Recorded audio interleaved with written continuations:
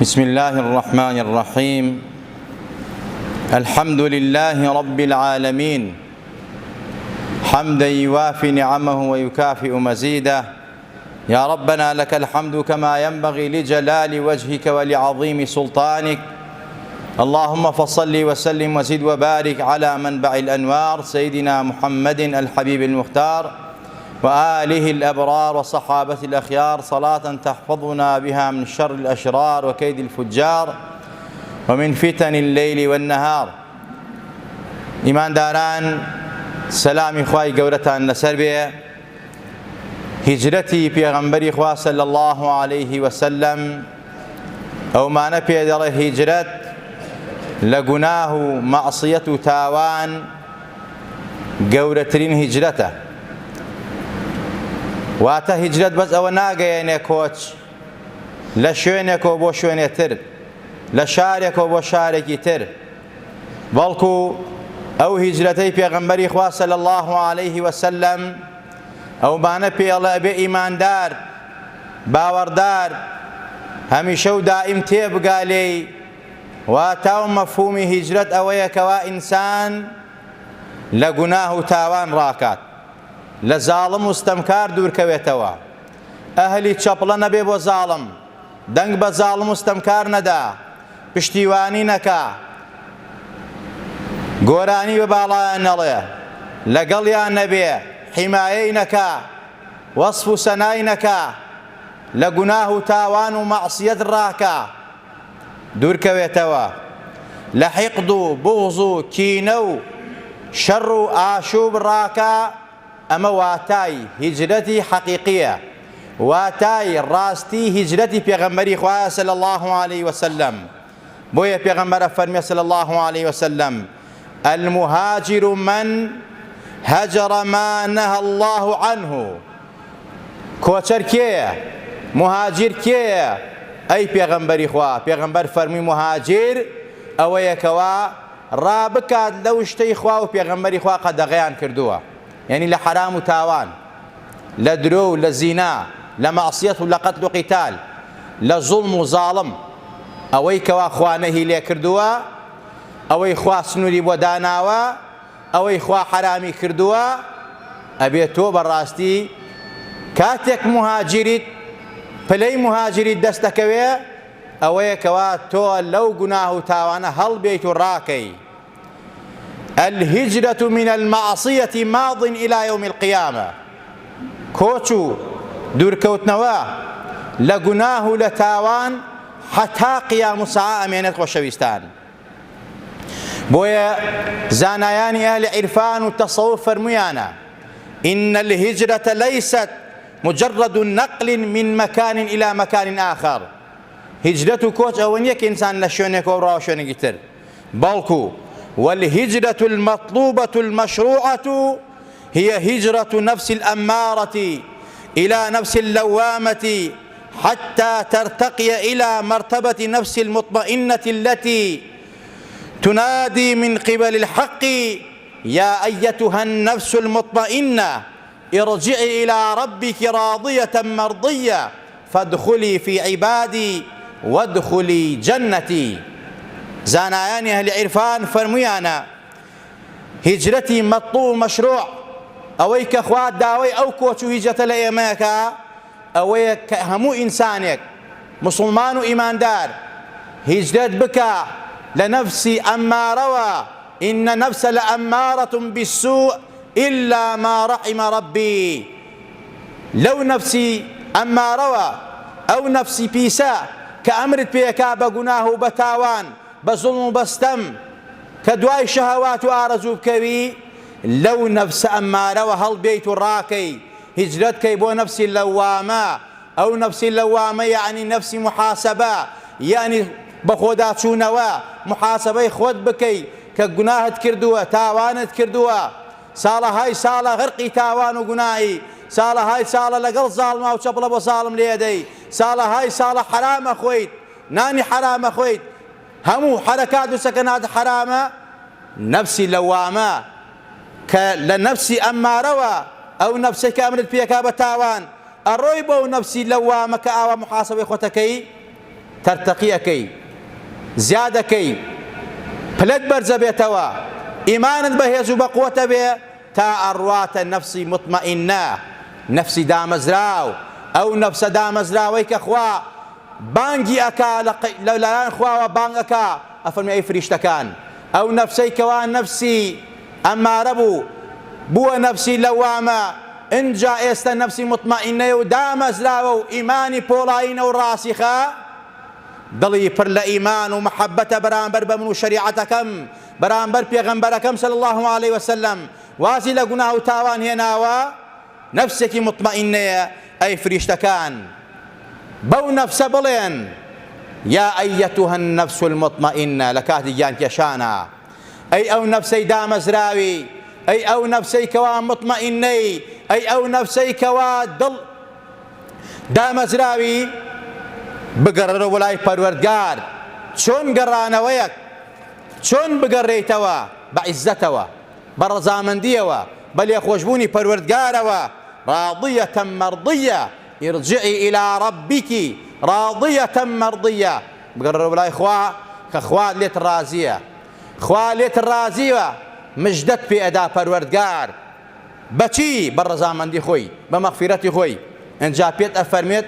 فادخلی فی عیبادی بڕۆ ناو بەندە مخلەسەکانی من ئەو بەندانەی کەوا عەبدی ڕاساڵی منن لێیان ڕازیم وادخلی جەنەتی مژدە بێ لە تۆ کە تۆ نەفسی ئەمارە و لەوامەت کردە نەفسی مطمئینە ئەبی بە عەبدی ڕاساڵی پەروەردگار ئینجا لە پاشان خوای تەبارەک وتەعالا وەک لە ناو عەبدە تایبەتەکانی خۆیان داتەنێ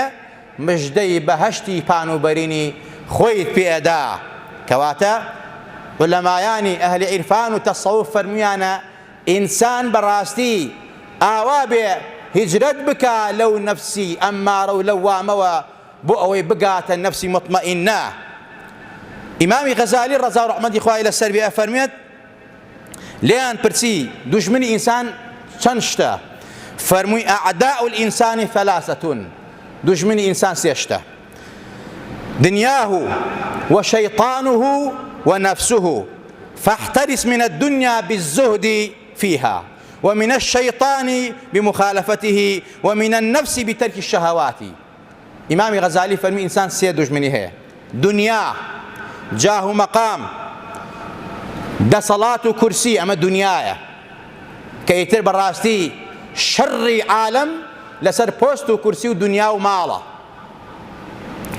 ئەفەرمێت دژمنی یەکەمی ئینسان دنیایە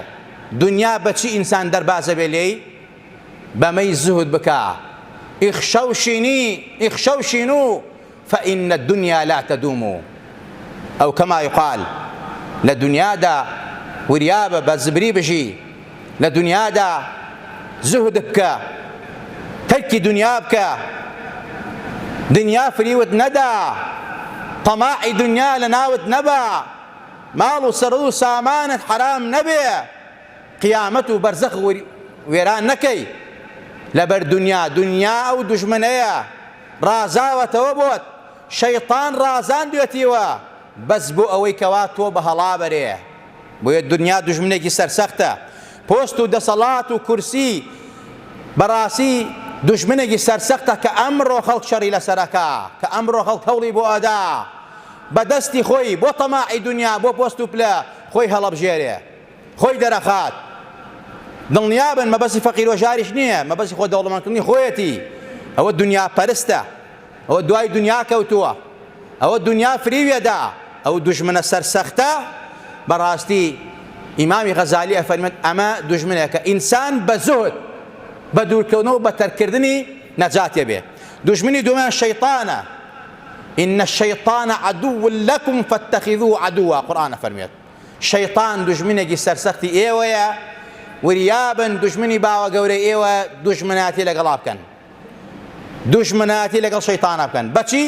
بە مخالفەی شەیطان بە گوێی مەکە چونکە وعدی داوە شەیطان بە عیزەت و جەلالی خوا سوێنی خواردووە حتا قیام الساعة دژمناتی لەگەڵ نەوەکانی ئادەم بکەن نەوەکانی ئادەم بە غیرەتیان هەبێ حتا قیام الساعة بە دژمناتی بکەن ئەینا شەیطان زاڵەوەی بەسەرتا و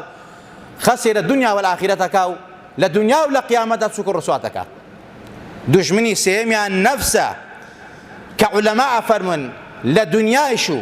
لە شەیطانی خەتەرناکتر نەفسی ئینسانە. ومن النفس بترك الشهوات بچی نەجات دەبێت لە نەفس بەچی نەجات دەبێت بە تەرکی شەهەوات و وازهێنان لە ئارەزوەکانی نەفس.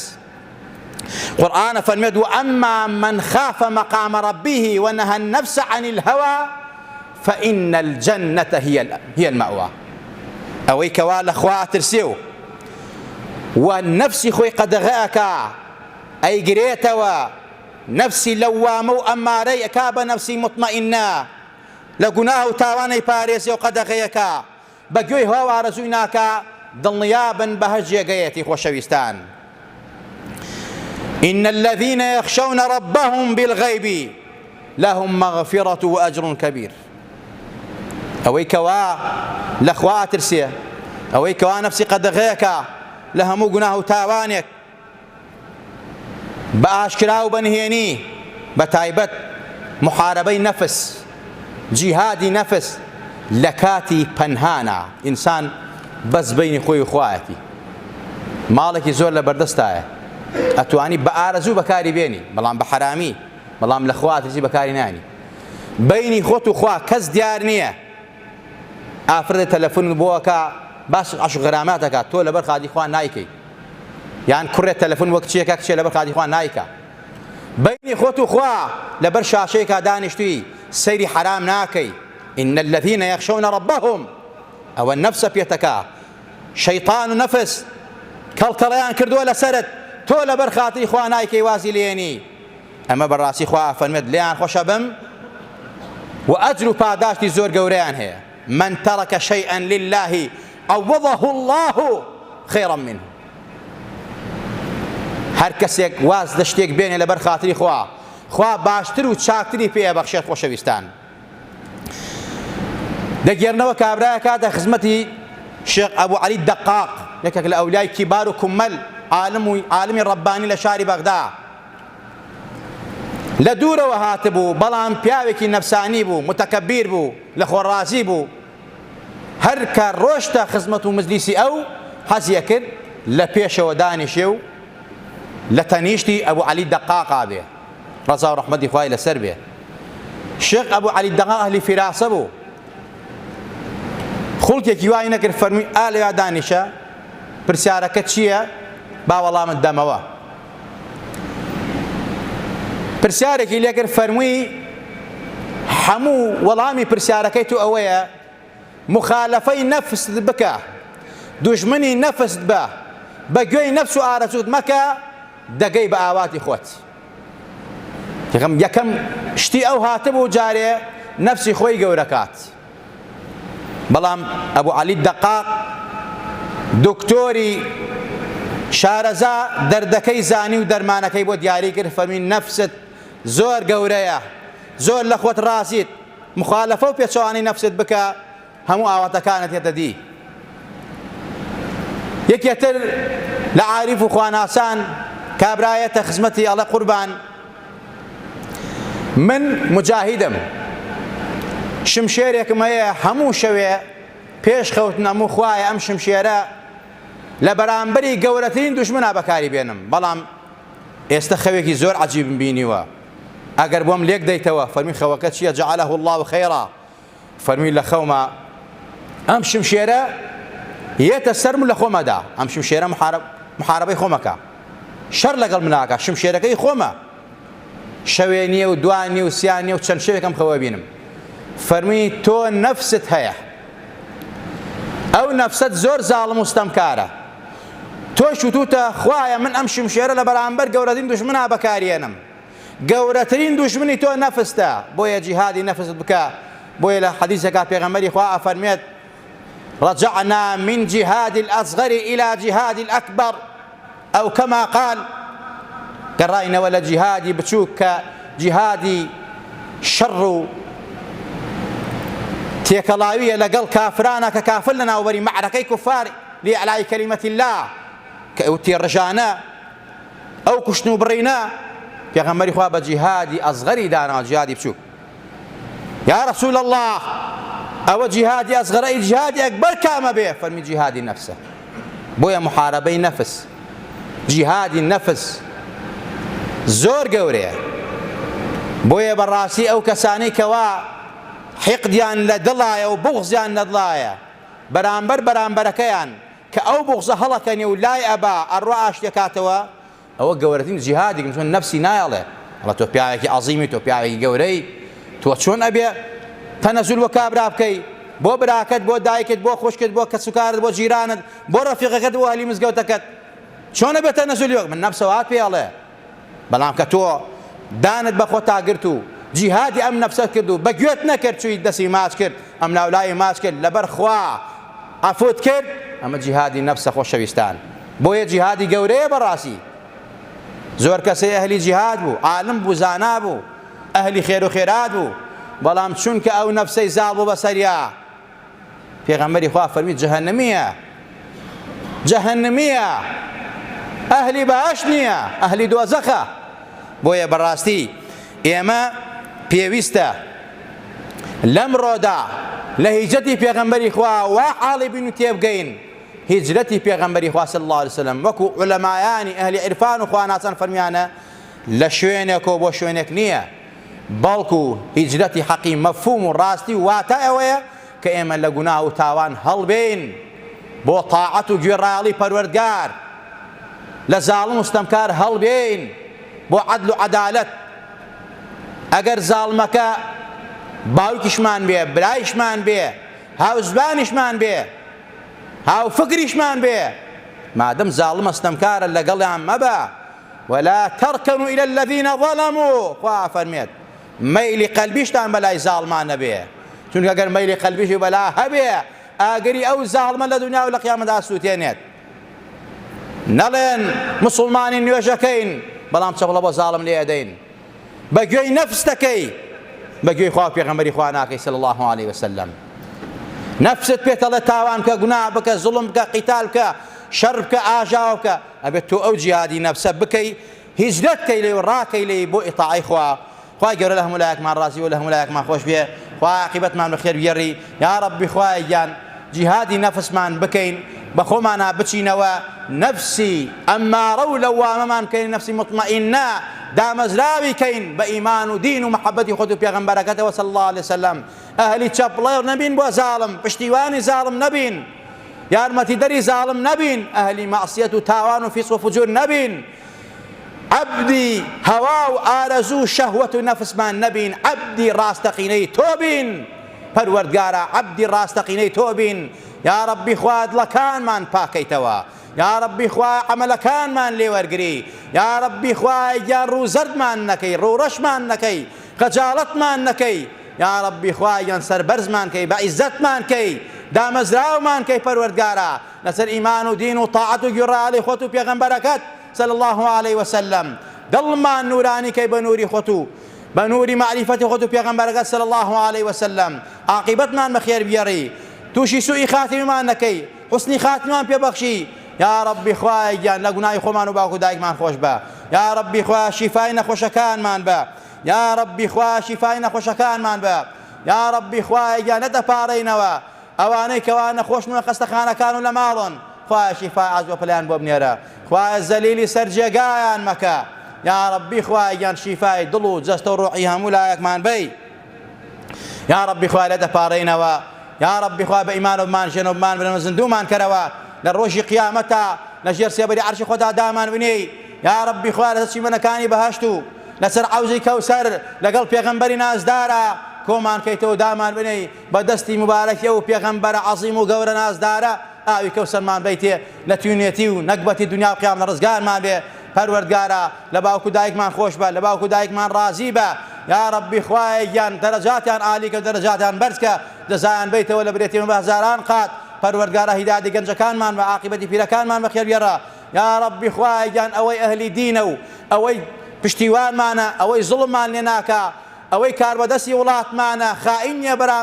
بەرامبەر بە دین و خاک وڵات و نیشتیمان و بەرامبەر بەم میلەتە خوایە بەرقەراریکەی ئەوەی دوژمنمانە دوژمنی دینمانە دوژمنی خاک وڵات و نیشتیمانمانە دین و ئەخلاقمان تێکەدا بەسەرەکە بەرنامەی خراپی پێیە قوت و نانمان ئەبڕێ زوڵممان لێکە و ستەممان لێکە یا ڕەبی خوایەگەن ئەگەر شیاوی داتەی داتی دەی ئەگەر شیاوی داتنی خوایە عالیەها سافی لەها تەفت و دوونایکەی یا ڕەبی خوای لە کۆمانیکەیتەوە یا ڕەبی خوای دوعاکانمان قبوڵکەی دوعاکانمان لێوەرگری آمين آمين أقول قولي هذا وأستغفر الله لي ولكم ولسائر المسلمين وشويستان